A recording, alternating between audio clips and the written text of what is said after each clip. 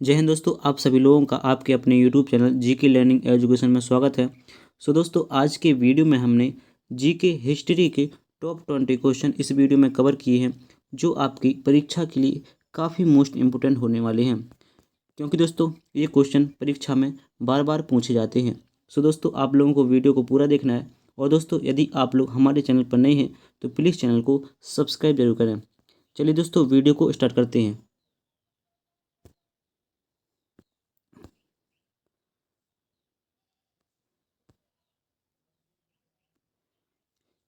तो दोस्तों चलिए हम अपना यहाँ पर पहला क्वेश्चन देख लेते हैं। दोस्तों, हमारा पहला क्वेश्चन है यहाँ पर, इतिहास का जनक किसे कहा जाता है।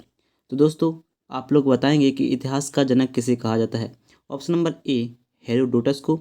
Option number B, Robert Hooke को। ऑप्शन नंबर सी, अरस्तु को। Option number D, Alexander Cunningham को। तो दोस्तों, इसका जो राइट आंसर हो जाएगा ऑप्शन नंबर ए हो जाएगा। क्या हो जाएगा दोस्तों? ऑप्शन नंबर ए हमारा यहाँ पर बिल्कुल करेक्ट आंसर हो जाएगा।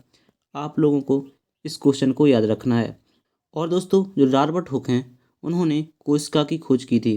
किसकी खोज की थी? कोशिका की। ठीक है दोस्तों, आप लोग इस क्वेश्चन को भी याद रखेंगे। चलिए दोस्तों, हम अपना यहाँ पर अगला क्वेश्चन देख लेते हैं। क्वेश्चन नंबर हमारा अगला है, भारतीय पुरातत्व का पिता किसे कहा जाता है। ऑप्शन नंबर ए, हेरोडोटस को। Option number B, Robert Hooke को। ऑप्शन नंबर सी, अरस्तु को। या option number D, Alexander Cunningham को। तो दोस्तों, भारतीय पुरातत्व का पिता अलेक्जेंडर कनिंघम को कहा जाता है। आप लोग इस क्वेश्चन को याद रखेंगे। हमारा यहाँ पर ऑप्शन नंबर डी बिल्कुल करेक्ट आंसर हो जाएगा। दोस्तों, वेरी मोस्ट इंपोर्टेंट क्वेश्चन है, आप लोग इसे भी याद रखेंगे। ठीक है दोस्तों, चलिए हम अपना यहाँ पर अगला क्वेश्चन देख लेते हैं। क्वेश्चन नंबर हमारा अगला है, मानव द्वारा पाला गया प्रथम जानवर कौन सा था। तो दोस्तों, इसका जो करेक्ट आंसर हो जाएगा ऑप्शन नंबर ए हो जाएगा। मानव द्वारा पाला गया प्रथम जो जानवर था वो कुत्ता था। आप लोग इसे भी याद रखेंगे। क्वेश्चन नंबर हमारा अगला है, किस काल को माइक्रोलिथ कहा जाता है। ऑप्शन नंबर ए, पुरापाषाण काल को। ऑप्शन नंबर बी, नवपाषाण काल को। ऑप्शन नंबर सी, मध्यपाषाण काल को। या ऑप्शन नंबर डी, सिंधु सभ्यता को। तो दोस्तों, जो माइक्रोलिथ कहा जाता है वो मध्यपाषाण काल को कहा जाता है। मध्यपाषाण काल को हम माइक्रोलिथ के नाम से भी जानते हैं। आप लोग इसे भी याद रखेंगे। यह भी वेरी मोस्ट इंपोर्टेंट क्वेश्चन है। यहाँ पर हमारा ऑप्शन नंबर सी बिल्कुल करेक्ट आंसर हो जाएगा। चलिए दोस्तों, इसके बाद हम अपना अगला क्वेश्चन देखते हैं। क्वेश्चन नंबर हमारा अगला है, क्वेश्चन नंबर 5 में हमसे कहा गया है, निम्नलिखित में से कौन सा कालखंड मानव ने सर्वाधिक जीवन बिताया। किस कालखंड में मानव ने सर्वाधिक जीवन बिताया, यानी किस काल में मानव सबसे ज़्यादा अपना जो जीवन है उसमें बिताया। तो ऑप्शन नंबर ए है हमारा पुरापाषाण काल में। ऑप्शन नंबर बी है हमारा नवपाषाण काल में। या ऑप्शन नंबर सी है मध्यपाषाण काल में। ऑप्शन नंबर डी है सिंधु सभ्यता में। तो दोस्तों, सबसे ज़्यादा मानव ने अपना समय पुरापाषाण काल में बिताया। यहाँ पर ऑप्शन नंबर ए हमारा यहाँ पर बिल्कुल करेक्ट आंसर हो जाएगा। आप लोग इसे याद रखेंगे। चलिए दोस्तों, अब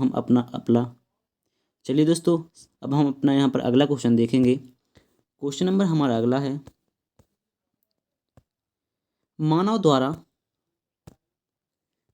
द्वारा खोजी गई सबसे पहली धातु कौन सी थी। तो दोस्तों, मानव द्वारा खोजी गई सबसे पहली धातु तांबा थी। क्या थी? तांबा। ऑप्शन नंबर सी हमारा यहाँ पर बिल्कुल करेक्ट आंसर हो जाएगा। आप लोग इसे भी याद रखेंगे।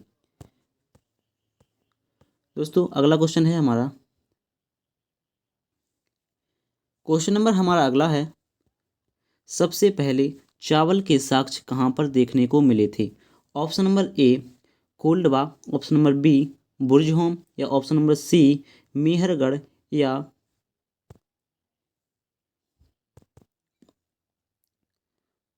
ऑप्शन नंबर बी है हमारा यहाँ पर बुर्जहोम। या ऑप्शन नंबर सी है हमारा यहाँ पर मेहरगढ़। या ऑप्शन नंबर डी है धौलावीरा। तो दोस्तों, सबसे पहले चावल के साक्ष्य कोल्डवा से मिले थे। कहाँ पर? कोल्डवा से सबसे पहले चावल के साक्ष्य मिले थे। आप लोग इस क्वेश्चन को याद रखेंगे। चलिए दोस्तों, इसके बाद हम अपना अगला क्वेश्चन देखेंगे। क्वेश्चन नंबर हमारा 8 है, जिसमें हमसे कहा गया है, आग का आविष्कार किस काल में हुआ था। तो दोस्तों, आग का जो आविष्कार हुआ था वो पुरापाषाण काल में हुआ था। कब हुआ था दोस्तों? पुरापाषाण काल में मानव ने आग का जो आविष्कार है वो कर लिया था। ठीक है दोस्तों, आप लोग इसे भी याद रखेंगे। यहाँ पर हमारा ऑप्शन नंबर ए बिल्कुल करेक्ट आंसर हो जाएगा। इसके बाद हम अपना अगला क्वेश्चन देखेंगे, जो कि क्वेश्चन नंबर 9 में हमसे कहा गया है कि पहिए का आविष्कार किस काल में हुआ था। ऑप्शन नंबर ए है हमारा पुरापाषाण काल में, ऑप्शन नंबर बी मध्यपाषाण काल में, या ऑप्शन नंबर सी है नवपाषाण काल में, या ऑप्शन नंबर डी ताम्रपाषाण काल में। दोस्तों, पहिए का आविष्कार मानव ने नवपाषाण काल में किया था। कब किया था? नवपाषाण काल में पहिए की खोज हुई थी। आप लोग इसे याद रखेंगे। ठीक है दोस्तों, चलिए हम अपना अगला क्वेश्चन देखेंगे। तो दोस्तों, अगला क्वेश्चन है हमारा, क्वेश्चन नंबर 10 है हमारा, कहाँ पर मानव गड्ढे खोदकर निवास करता था। ऑप्शन नंबर ए कोल्डवा में, ऑप्शन नंबर बी मेहरगढ़ में, ऑप्शन नंबर सी बुर्ज होम में, ऑप्शन नंबर डी धौलावीरा में। दोस्तों, मानव गड्ढे खोदकर तो दोस्तों मानव गड्ढे खोदकर मेहरगढ़ में निवास करता था। कहाँ पर दोस्तों? मेहरगढ़ इसका करेक्ट आंसर हो जाएगा, जो कि ऑप्शन नंबर बी में दिया गया है। आप लोग इसे भी याद रखेंगे। चलिए दोस्तों, क्वेश्चन नंबर अगला देख लेते हैं हम। क्वेश्चन नंबर 11 है हमारा, भीमबेटका की गुफाएं किसके लिए प्रसिद्ध हैं। दोस्तों, ऑप्शन नंबर ए है हमारा खनिज के लिए, ऑप्शन नंबर बी गुफाओं के शैल चित्रों के लिए, ऑप्शन नंबर सी बौद्ध प्रतिमाओं के लिए, ऑप्शन नंबर डी इनमें से कोई नहीं। करेक्ट आंसर हो जाएगा वो ऑप्शन नंबर बी हो जाएगा। क्या हो जाएगा दोस्तों? ऑप्शन नंबर बी यहाँ पर इसका बिल्कुल करेक्ट आंसर हो जाएगा।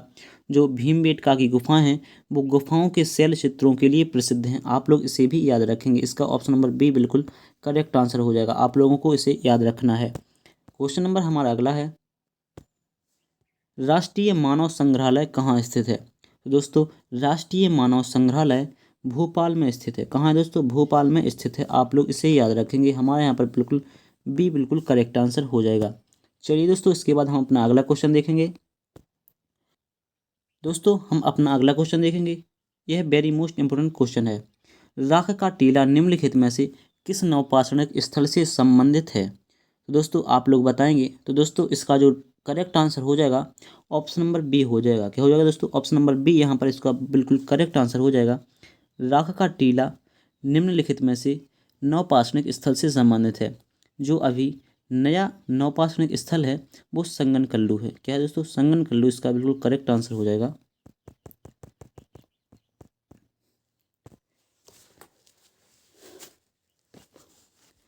तो दोस्तों, अगला क्वेश्चन है हमारे यहाँ पर, राख का टीला निम्नलिखित में से किस नवपाषाणिक स्थल से संबंधित है। तो दोस्तों, इसका जो करेक्ट आंसर हो जाएगा ऑप्शन नंबर बी हो जाएगा। क्या हो जाएगा दोस्तों? ऑप्शन नंबर बी यहाँ पर बिल्कुल करेक्ट आंसर हो जाएगा। जो संगन कल्लू है वो एक राख का टीला है और नवपाषाणिक स्थल से संबंधित है। आप लोग इसे भी याद रखेंगे। इसका ऑप्शन नंबर बी बिल्कुल करेक्ट आंसर हो जाएगा। चलिए दोस्तों, इसके बाद अगला क्वेश्चन देखेंगे। क्वेश्चन नंबर हमारा अगला है,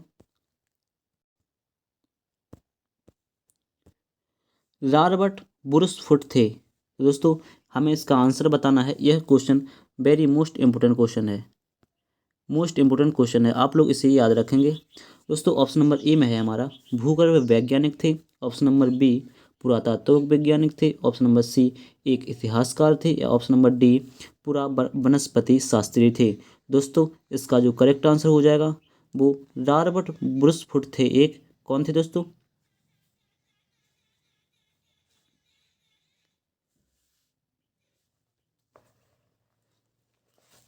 सुविधा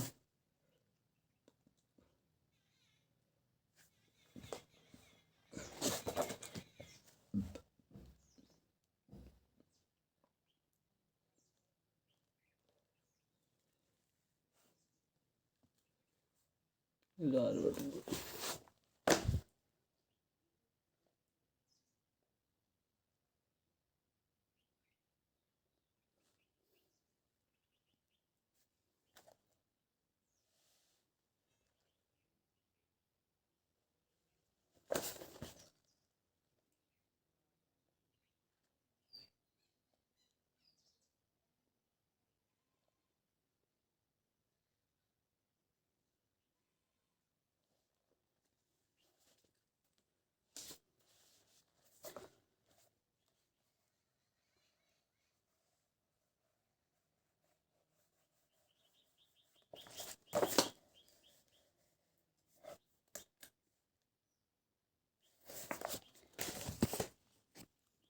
तो दोस्तों इसका जो बिल्कुल करेक्ट आंसर हो जाएगा ऑप्शन नंबर ए हो जाएगा। क्या हो जाएगा दोस्तों? ऑप्शन नंबर ए यहाँ पर इसका बिल्कुल करेक्ट आंसर हो जाएगा।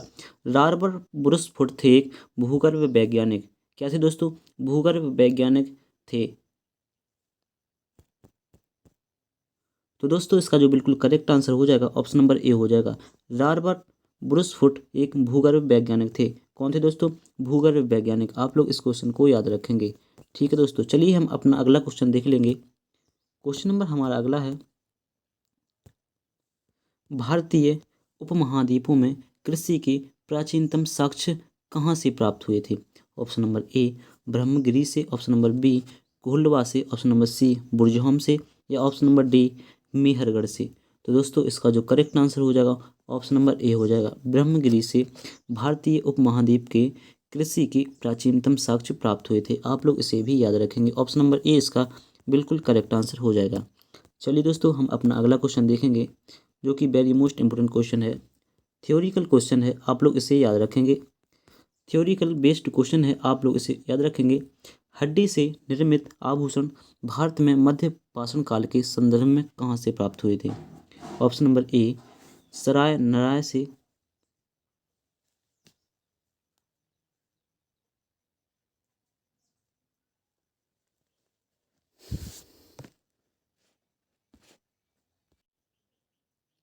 दोस्तों हमारा अगला क्वेश्चन है जो कि थ्योरी बेस्ड क्वेश्चन है। हड्डी से निर्मित आभूषण भारत में मध्य पाषाण में काल के संदर्भ में कहाँ से प्राप्त हुए थे? ऑप्शन नंबर ए सराय नहर राय से, ऑप्शन नंबर बी महदाह से, ऑप्शन नंबर सी लेखिया से, ऑप्शन नंबर डी चौपानी मांडो से। तो दोस्तों इसका जो आंसर है वो ऑप्शन नंबर डी बिल्कुल इसका करेक्ट आंसर हो जाएगा। क्या हो जाएगा? ऑप्शन नंबर डी इसका बिल्कुल करेक्ट आंसर हो जाएगा। कहाँ से हड्डी से निर्मित आभूषण मध्य पाषाण काल में प्राप्त हुए थे? तो वो हुए थे चौपानी मांडो से, एक स्थल है। ठीक है दोस्तों, यहाँ से हड्डी से निर्मित आभूषण जो साक्ष्य हैं वो प्राप्त हुए थे। आप लोग इसे याद रखेंगे, वेरी मोस्ट इंपोर्टेंट क्वेश्चन है।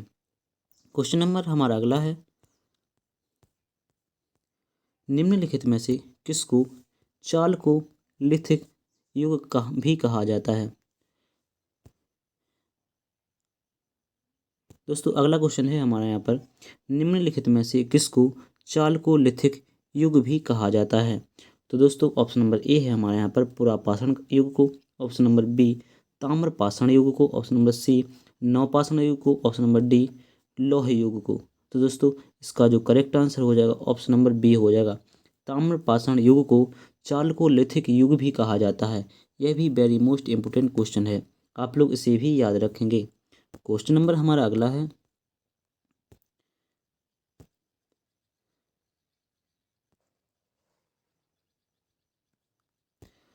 तो दोस्तों क्वेश्चन नंबर हमारा अगला है, कोपेनहेगन संग्रहालय की सामग्री से पाषाण कांस्य और लौह युगीन के त्रियुगीन विभाजन किया था? ऑप्शन नंबर ए थॉमसन ने, ऑप्शन नंबर बी टेलर ने, ऑप्शन नंबर सी लुबॉक ने, ऑप्शन नंबर डी चाइल्ड ने। तो दोस्तों इसका जो करेक्ट आंसर हो जाएगा ऑप्शन नंबर बी हो जाएगा। टेलर ने कोपेनहेगन संग्रहालय की जो सामग्री थी उससे पाषाण कांस्य और लौह युगीन की त्रियुगीन विभाजन किया था। किसने किया था? टेलर ने। आप लोग इसे याद रखेंगे, ऑप्शन नंबर बी हमारा यहाँ पर बिल्कुल करेक्ट आंसर हो जाएगा। चलिए हम अपना अगला क्वेश्चन देखेंगे। क्वेश्चन नंबर हमारा अगला है, शैलाश्रय से सर्वाधिक चित्र प्राप्त हुए थे, तो वो घाघरिया से हुए थे। आप लोग इसे भी याद रखेंगे। क्वेश्चन नंबर हमारा अगला है जो कि लास्ट क्वेश्चन है, और दोस्तों ये भी वेरी मोस्ट इंपोर्टेंट क्वेश्चन है, आप लोग इसे भी याद रखेंगे। एक ही कब्र में 3 मानव कंकाल कहाँ से निकले थे? ऑप्शन नंबर ए सराय नाहर राय से, ऑप्शन नंबर बी महदाह से, ऑप्शन नंबर सी दमदमा से, ऑप्शन नंबर डी लंगनाज से। तो दोस्तों इसका जो बिल्कुल करेक्ट आंसर हो जाएगा ऑप्शन नंबर बी हो जाएगा। क्या हो जाएगा? ऑप्शन नंबर बी हमारा यहाँ पर बिल्कुल करेक्ट आंसर हो जाएगा। एक ही कब्र से 3 कंकाल महदाह से हमें प्राप्त हुए हैं। आप लोग इसे भी याद रखेंगे। तो दोस्तों आप लोगों को वीडियो कैसी लगी? अगर वीडियो में दिए और बताए गए क्वेश्चन आपको इम्पोर्टेंट लगे हैं तो हमारी वीडियो को आप लोग लाइक और चैनल को सब्सक्राइब कर सकते हैं। ठीक है दोस्तों, मिलते हैं इसी प्रकार की किसी एक और जी के नॉलेजेबल वीडियो में। तब तक के लिए जय हिंद, जय भारत।